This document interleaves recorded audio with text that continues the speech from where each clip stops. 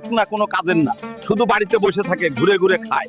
এরা আবার এখানে কেন এলো? ওই বুড়ো, জলদি টাকা দে, নাহলে আজকে তোর পাছার মধ্যে লাঠি দিয়ে তোর পাছা ভেঙে দেবো। আমি গরিব মানুষ, এখনই টাকা কোথা থেকে পাবো?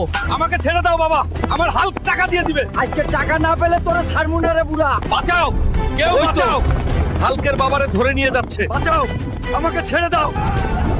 রে বাঁচাও, আমাকে ছেড়ে দাও। আজকে কেউ বাঁচাইতে আসবে না রে বুড়া।